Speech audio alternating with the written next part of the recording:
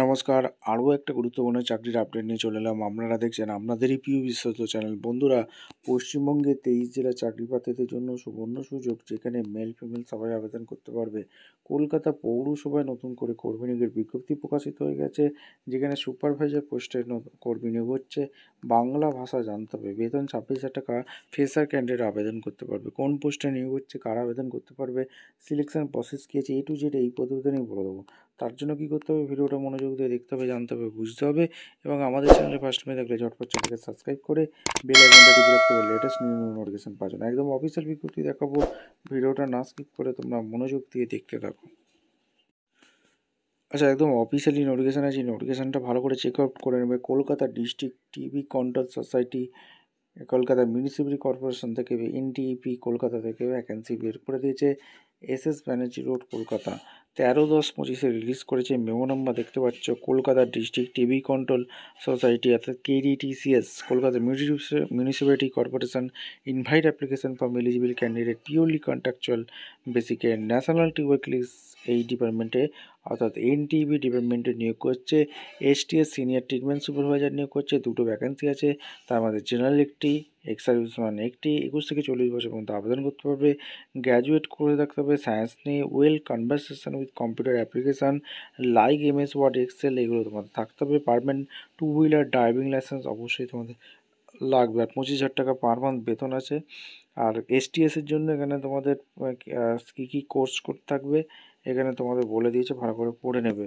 পড়ে নিয়ে তোমাদের ডিস্ট্রিক্ট PMDT HIV কোঅর্ডিনেটরের জন্য এখানে 2টো ভ্যাকেন্সি আছে। 21 থেকে 40 বছর পর্যন্ত আবেদন করতে পারবে। সায়েন্স নিয়ে গ্র্যাজুয়েট করে থাকতে হবে, ড্রাইভিং লাইসেন্স থাকতে হবে এবং 2 বছর এক্সপিরিয়েন্স থাকতে হবে। ঠিক আছে, 26,000 টাকা পার মান্থ আছে। এবং ডিস্ট্রিক্ট PMD HIV কোঅর্ডিনেটরের জন্য এখানে তোমাদের কী কী আছে, কম্পিউটার টেস্ট আছে, সমস্ত কিছু এখানে বলে দিচ্ছে।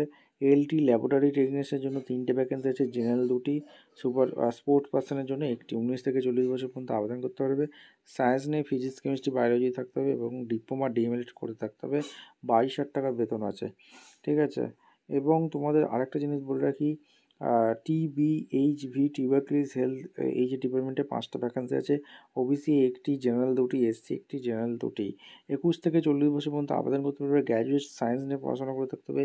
1 বছরের সাথে সাথে এক্সপিরিয়েন্স থাকতে হবে এবং 18,000 টাকা পার মান্থ দেবে।